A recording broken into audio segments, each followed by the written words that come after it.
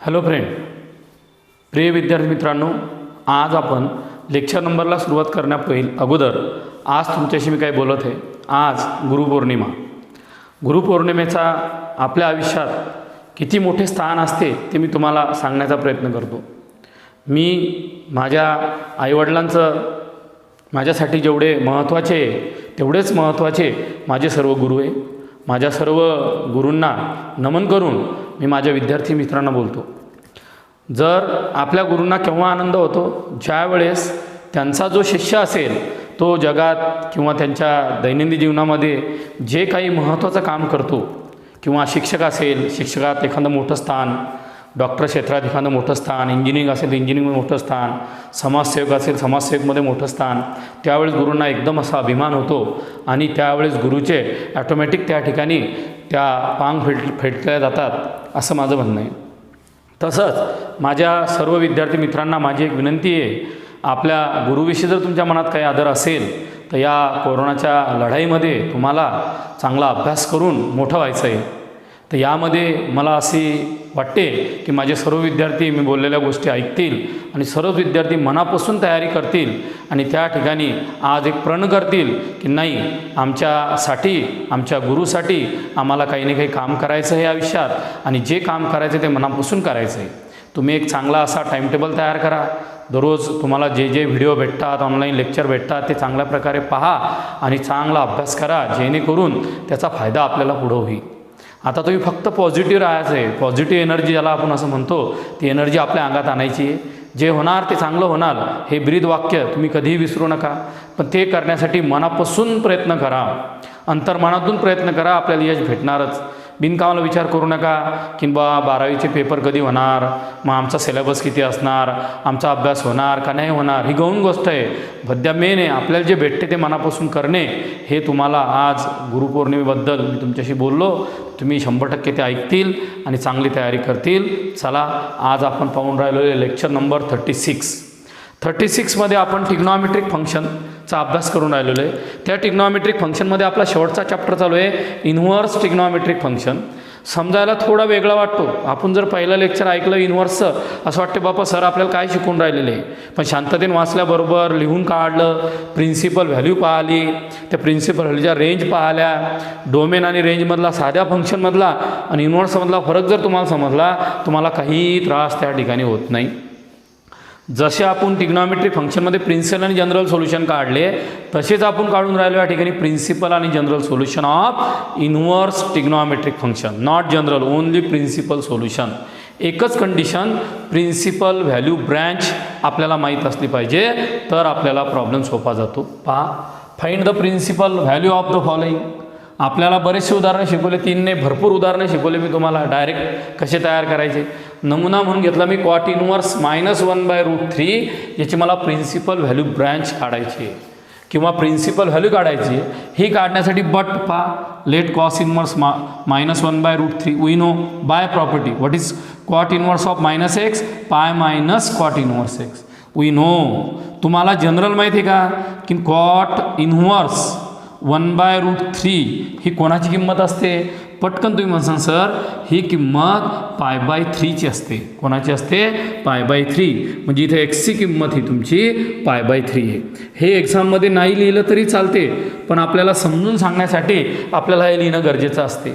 मग या ठिकाणी सरनं लिहिलं कॉट इन्व्हर्स 1/√3, म्हणजेच या ठिकाणी कॉट π/3 आणि कॉट π/3ची किंमत ही तुमची कॉट इन्व्हर्स 1/√3 म्हणजे π/3 म्हणा डायरेक्ट, आणि हा जो π/3 असतो तुमचा, हा x बरोबर π/3 येतो.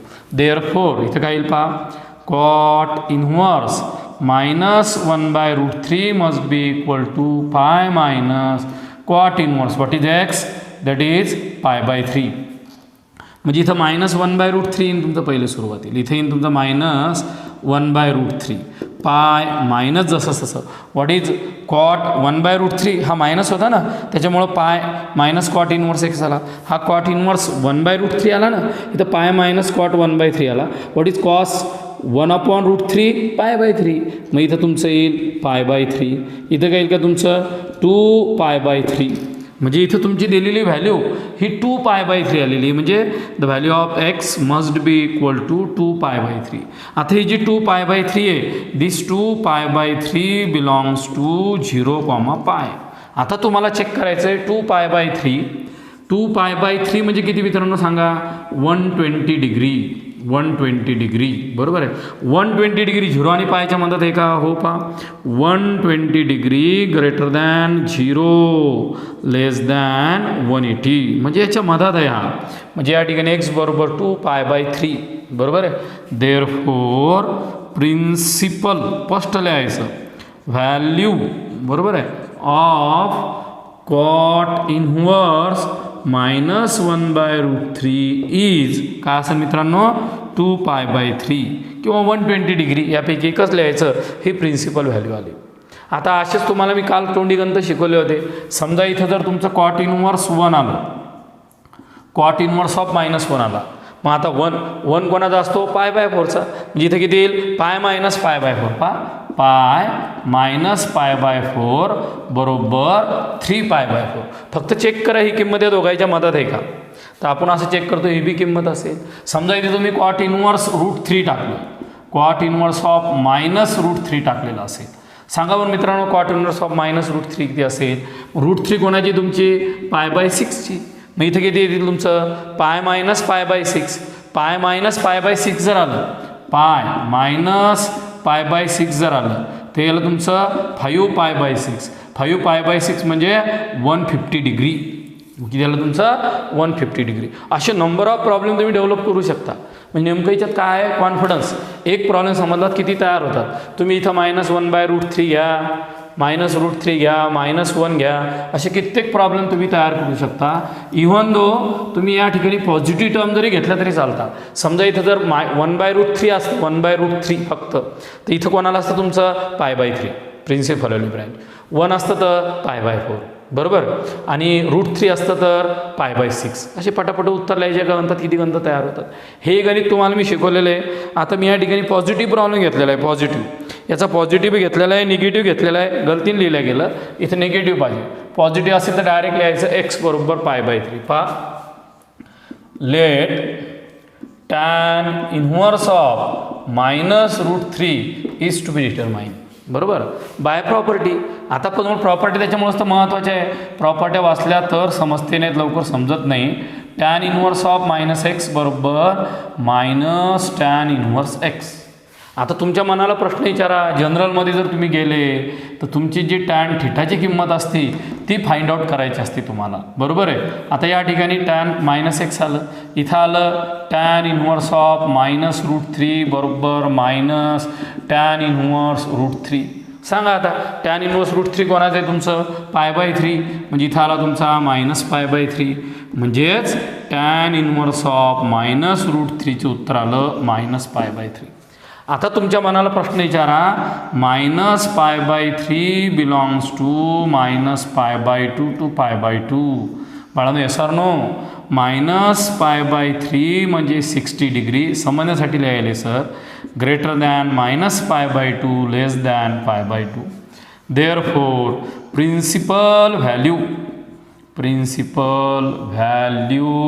Of tan inverse of -√3 is -π/3. झालं. याचं उत्तर किती आलं? -π/3. तोंडी सांगायचं तुम्हाला. समजा असं आलं असतं, tan इनव्हर्स ऑफ -1 असतं, तर याचा आन्सर किती आला असतं सांगा? -π/4. जर tan इनव्हर्स -1/√3 आलं असतं तर याचं उत्तर किती आलं असतं सांगा तुमचं? π/6. पॉझिटिव्ह नाही निगेटिव्ह. जर समजा या ठिकाणी tan इनव्हर्स 1 झालं तुमचं, इन्फिनिटी असते इन्फिनिटी, तर या ठिकाणी किती आलं असतं तुमचं? π/2 +π/2 आला असता. अशा प्रकारे तुम्हाला नंबर ऑफ प्रॉब्लेम तयार केला जातात. म्हणजे विद्यार्थ्यांनी काय करायला पाहिजे? मॅथमध्ये कन्सेप्ट समजून घेतला पाहिजे. मग कन्सेप्ट जर तयार केला तर एक पॉझिटिव्ह एक निगेटिव्ह, एक पॉझिटिव्ह एक निगेटिव्ह, म्हणजे sine cos tan cot sec cosec, 6 positive 6 negative sine आणि 12 प्रॉब्लेम. बाकी वाचूनही पाहण्याची गरज पडत नाही, हे लक्षात ठेवायचं तुम्ही. आता तुम्हाला प्रश्न आलेला असेल इथे, इथं tan इनव्हर्स ऑफ -1 दिलं, डायरेक्ट लिहिलं तुम्ही tan inverse of -1 that is principal value of branch is -π/4. आता tan इनवर्स ऑफ 1/√3 दिलेलं आहे, याला तर काही पॉझिटिव्ह निगेटिव्ह करायची गरज नाही. डायरेक्ट तुम्ही काय म्हटलं पहा, tan इनवर्स ऑफ 1/√3 बरोबर π/6. That is π/6 belongs to -π/2 to π/2. Therefore, principal value must be equal to π/6. आता तुम्हाला सांगितलेलं आहे जनरली प्रॉब्लेम साइन कॉस टॅनमध्येच ठेवा. जर कोसेक आला असेल तर साइन इनवर्समध्ये कन्वर्ट करा प्रॉपर्टीनं. सेक आला तर कॉसमध्ये घ्या, क्वाट आला तर टॅनमध्ये घ्या. पॉझिटिव्ह असेल तर, निगेटिव्ह असेल तर निगेटिव्हच्या प्रॉपर्टी लावा. सगळं नॉलेज शांततेने अप्लाय केल्यावर तुम्हाला जमेल. We know cosec inverse x म्हणजे साइन इनवर्स 1/x. निगेटिव्ह नाही पॉझिटिव्ह असल्यामुळं काम करायलो. Sine inverse 1/2. साइन इनवर्स 1/2 म्हणजे कोण, π/6. आता π/6ची किंमत लाईज बिटवीन तुमच्या पिक्चर रिलेटेड आहे. साईनचे तुमचे साईन ट्रिग्नॉमेट्रिक फंक्शन जर तुम्ही पाहिलेलं असेल तर प्रिन्सिपल व्हॅल्यू ब्रँच आहे त्याच्या मदत असतेच π/6. Therefore principal solution, principal value is π/6. पहा मित्रांनो, थोडीफार जागा आहे म्हणून सांगतो. तुम्ही काय करायचं, 30 डिग्री, 45, 60 आणि 90 हे किमती घ्यायच्या. त्या किमती घेतल्यानंतर मग इथं तुमच्या किमती येतात सगळ्या ह्याच्या. तुमचा चार्ट कसा तयार होतो पहा.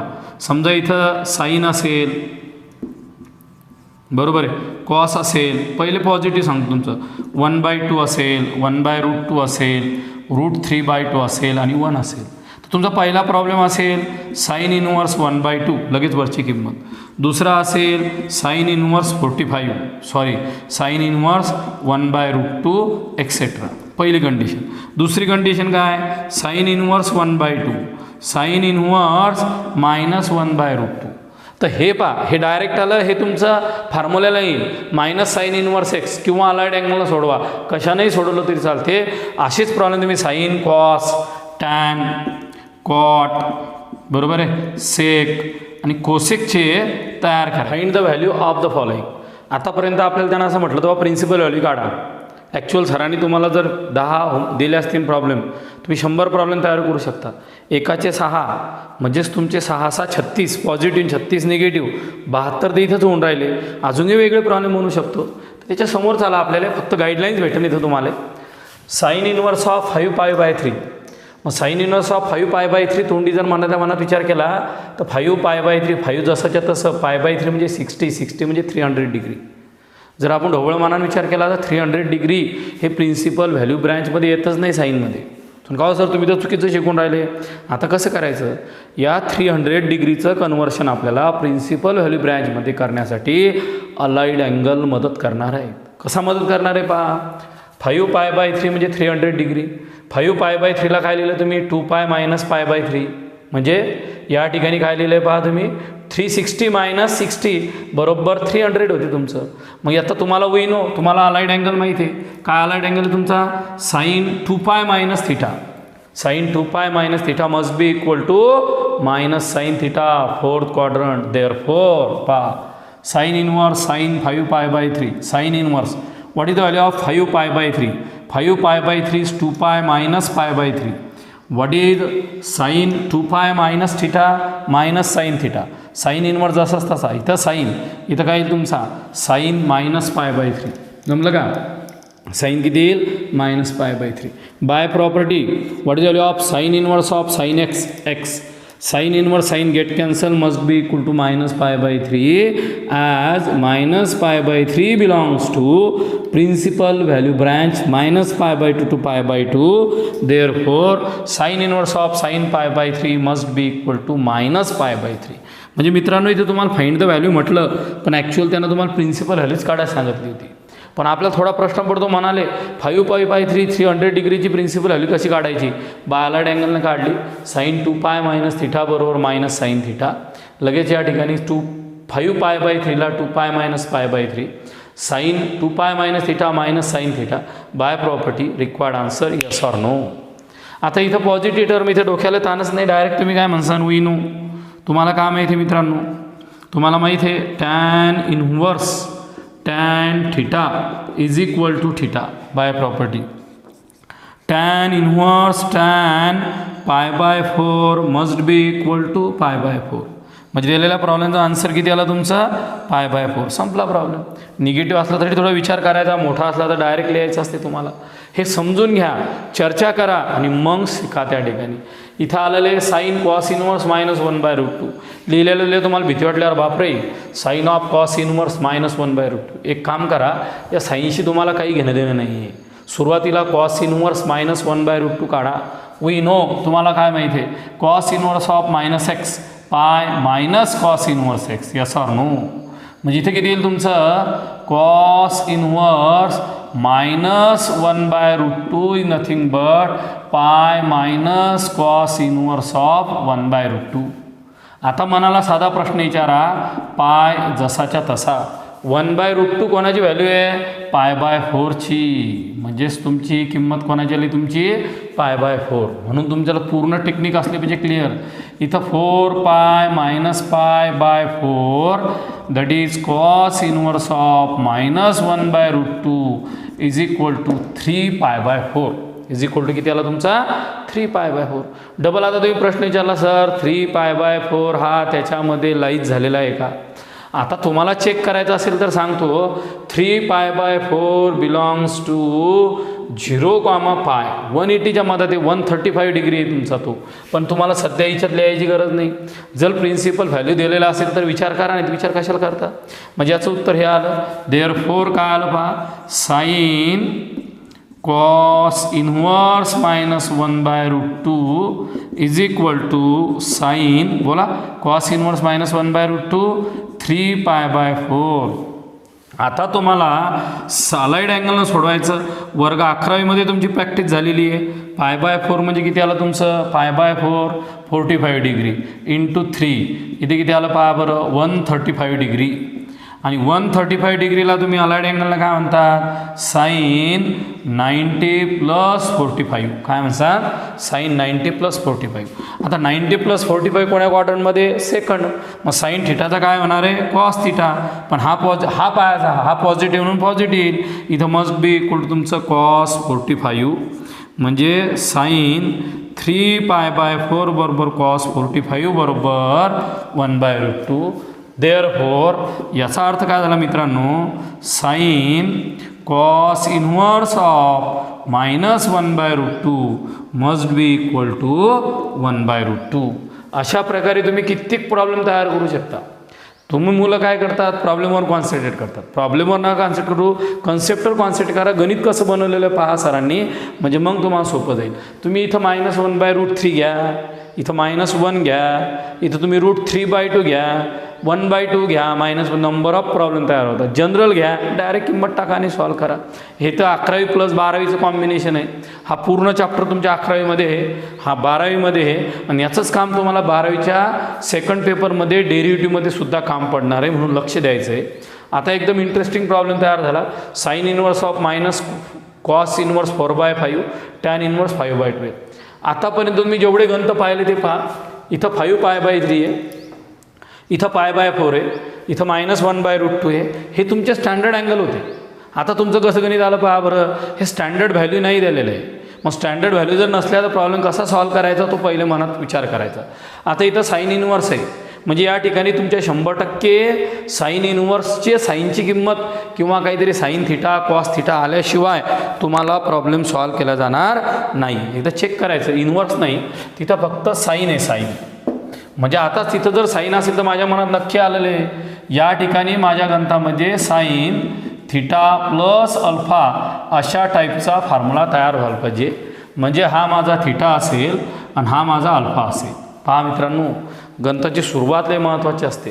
क्रिकेटच्या मॅचमध्ये जर मोठा स्कोर असेल 350-400 रन किंवा 300च्या वरती, तर अपोजिट टर्मची जेव्हा सेकंड बॅटिंग चालू होते त्यावेळेस त्या ठिकाणी ती बॅटिंग जिंकण्याचे चान्सेस त्याच्या ओपनिंग जोडीवर असते.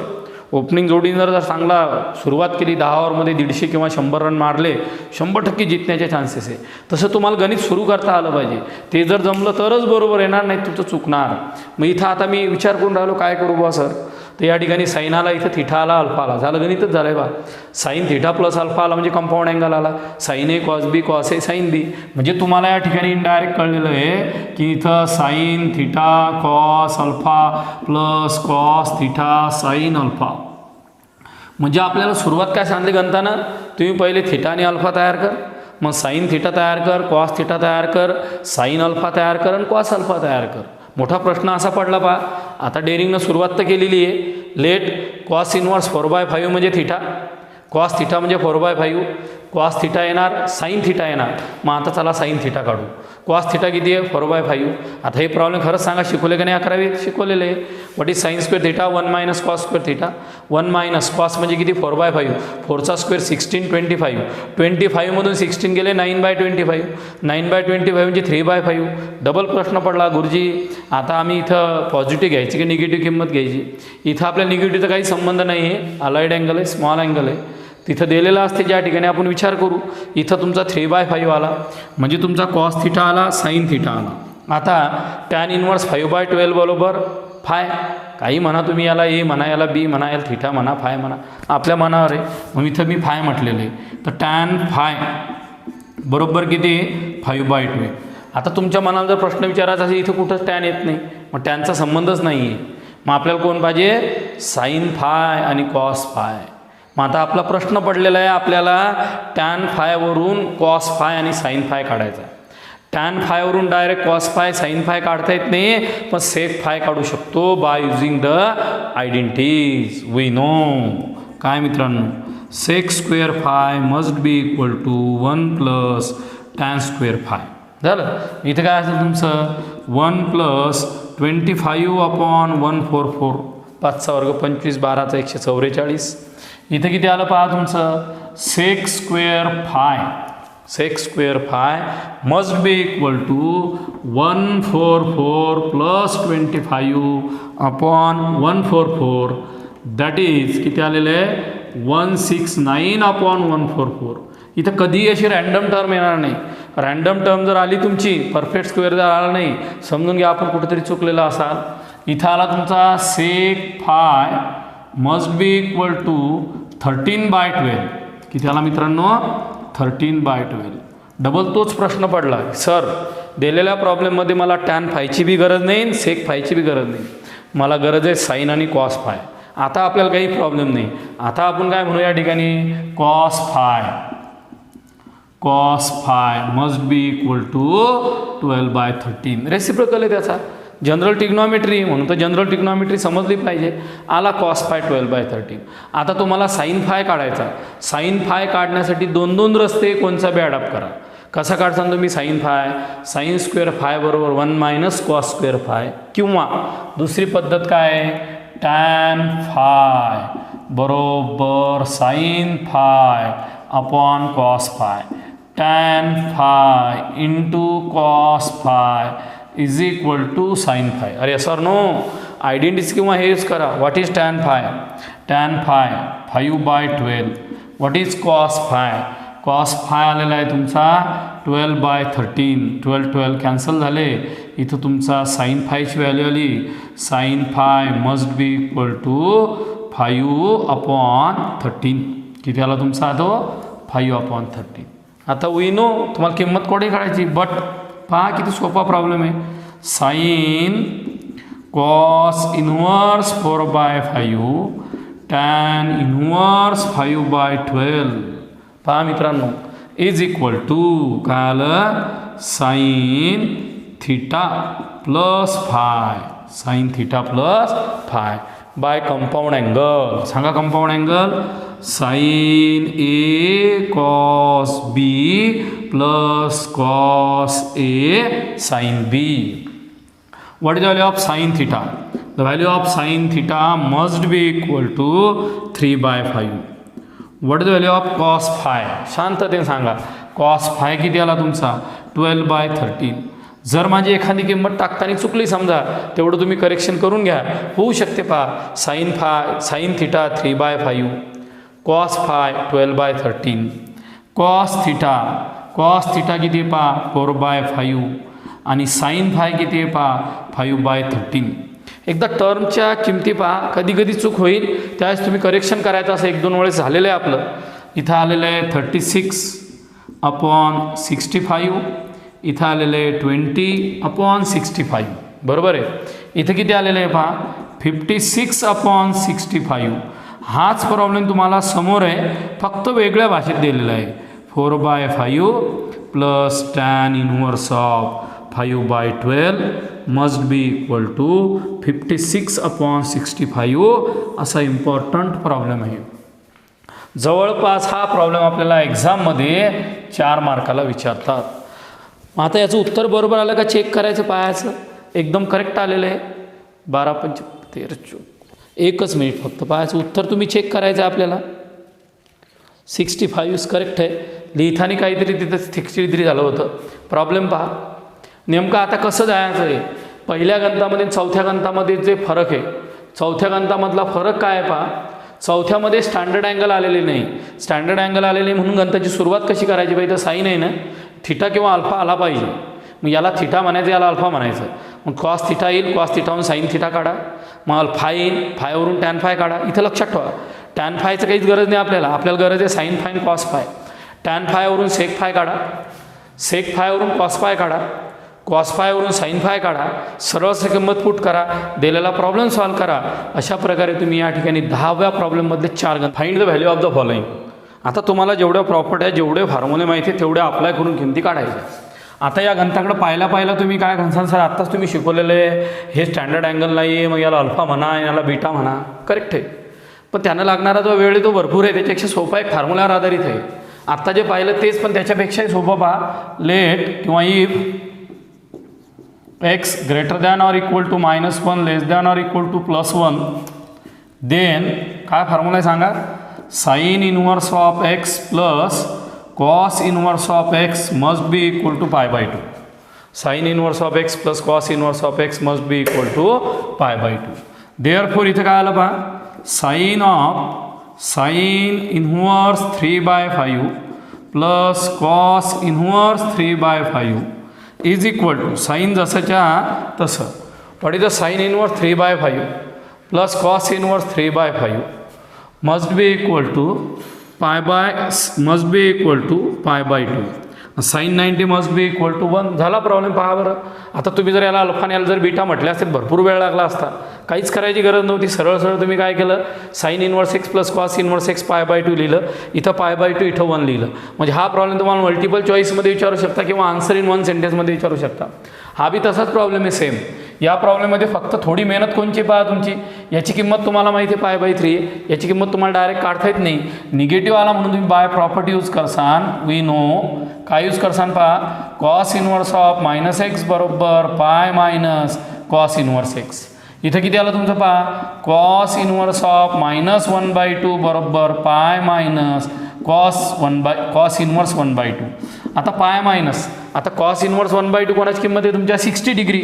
60 डिग्री म्हणजे π/3.